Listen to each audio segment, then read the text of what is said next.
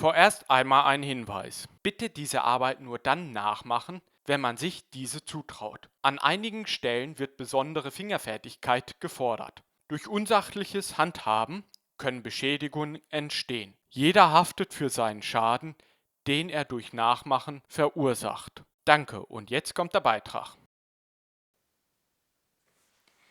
Willkommen zurück zu meinem YouTube-Kanal Fotofilmdesign. Mit Tutorials über das Digitalisieren von analogen Fotofilmen möchte ich euch Arbeitshilfen anbieten. In diesem Beitrag geht es um folgendes Thema.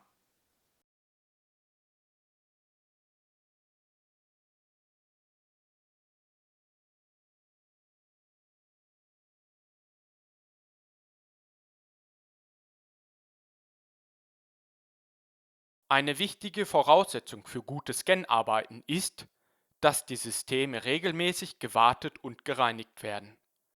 Bei Nikon konnte noch bis zuletzt für den europäischen Markt am Standort Düsseldorf die Scanner gereinigt, gewartet und wiederhergestellt werden. Seitdem Nikon mit dem Jahr 2020 auch die Lieferung der Ersatzteile eingestellt hat, wird es schwierig, diese guten Scanner am Laufen zu halten. Eine wichtige zentrale Funktion der Scanner übernimmt ein Spiegel. Auf diesem lagert sich mit der Zeit Schmutz ab, ein Prozess, der sich nicht verhindern lässt. Wenn zu viele Verschmutzungen auf diesem Spiegel liegen, kann es zu unschönen Digitalisierung kommen. Es kommt zu Überstrahlung, wie im Bild zu sehen. Hier schafft eine Reinigung des Spiegels Abhilfe. Bis Ende 2019 habe ich auch regelmäßig alle meine Nikon-Scanner in Düsseldorf reinigen lassen. Da jetzt auch keine Garantie mehr für diese Arbeiten übernommen wird, führe ich diese Arbeiten selber aus. Im Internet gibt es schon lange auf unterschiedlichen Seiten Anleitungen, wie man hier vorgeht, um den Spiegel zu säubern. Von mir nun ein Video dazu. Wenn der Schacht vom Scanner, wie hier, ohne Einschub ist, kann ein Blick auf die Optik geworfen werden, die die Lichtinformation auf den Sensor weiterleitet. Durch gutes Handhaben sehen wir hier erst einmal fast keine Verschmutzung. In diesem Bereich liegt auch der Spiegel, um den es nun geht.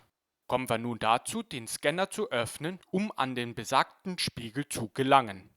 Dazu drehen wir den Scanner erst einmal auf den Kopf.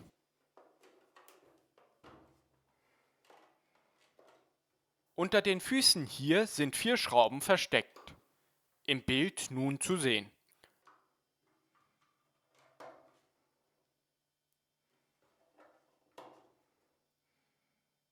Vorsichtig drehen wir diese heraus, eine nach der anderen.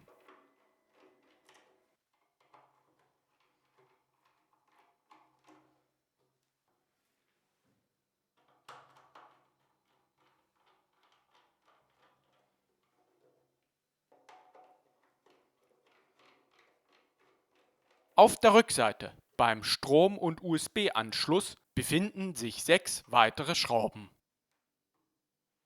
Auch diese lösen wir.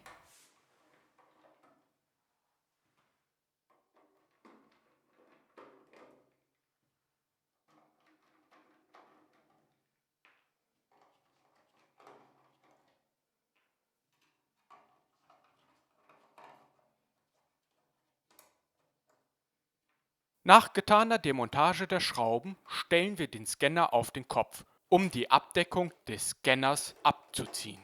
Vorsichtig unterstütze ich mit leichten Drücken hinten das Herausnehmen der gesamten Mechanik. Hier haben wir den Scanner nun ohne Hülle stehen. Zur Erklärung: Hier in diesem Bereich befindet sich der Schacht mit dem Spiegel. In diesem Bild kann der besagte Spiegel gerade so erkannt werden. Mit einem kupferfarbigen Halter, im Bild zu sehen, wird der Spiegel präzise im richtigen Winkel an seine vorgesehene Stelle fixiert. Hier im Bild erkennen wir oben die Lichteinheit. Von dieser leuchtet das Licht durch die Filmführung auf den Spiegel. Abgelenkt durch die Optik, die sich in diesem Bereich befindet, auf den Bildwandler hier zu gelangen. Hinten im Bild sehen wir noch das Netzteil, unter dem sich die Hauptplatine des Scanners befindet. Nun nehmen wir vorsichtig die Halterung mit dem Spiegel aus dem Scanner heraus. Es ist eine sehr diffizile Arbeit und erfordert einiges an Geschick. Auch sollte man darauf achten, wie der Spiegel verbaut wurde. Dazu später mehr. Hier sehen wir den Spiegel, der noch recht gut aussieht. Die letzte Reinigung ist auch erst ein halbes Jahr her. Den losen Schmutz puste ich zuerst einmal mit Druckluft weg.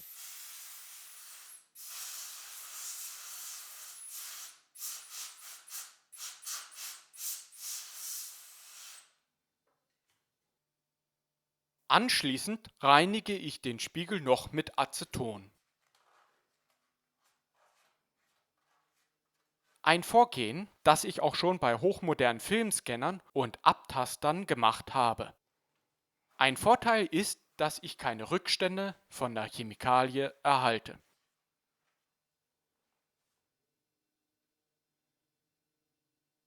Vor dem Wiedereinbauen des Spiegels sollte der Schmutz auf der Optik im Schacht gegebenenfalls mit Druckluft entfernt werden. Hier nicht notwendig.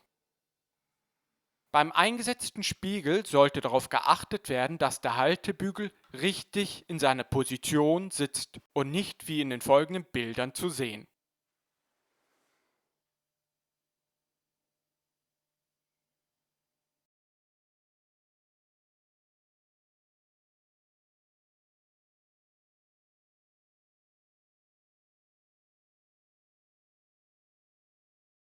Wenn wir uns nun den Spiegel in Ruhe genauer betrachten, können wir seine Besonderheiten sehen. Es ist ein Glaskörper, der auf der einen Seite eine zu reflektierende Beschichtung hat. Genau diese Seite ist so einzusetzen, dass diese die Lichtinformation zur Optik umlenkt.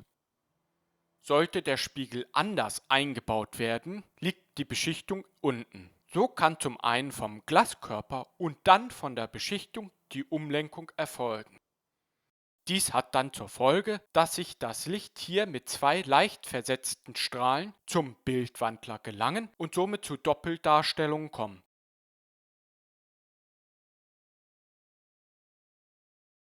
Daher ist es sehr wichtig, den Spiegel richtig einzusetzen.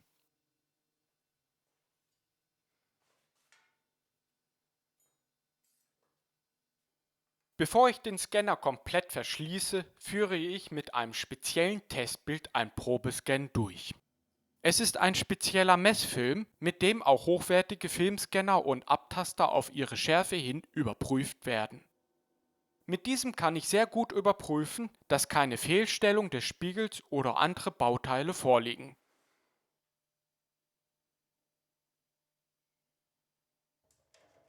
Habe ich nun alles erfolgreich getestet, kann der Scanner wieder komplett zusammengebaut werden.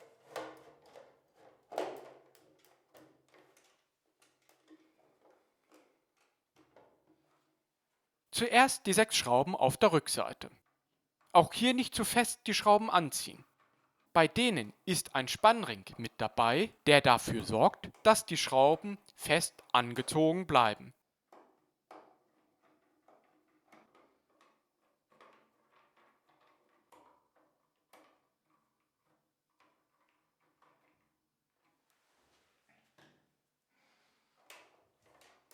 Zum Schluss noch die Schrauben unter den Füßen und das Gummi der Füße ordentlich wieder andrücken.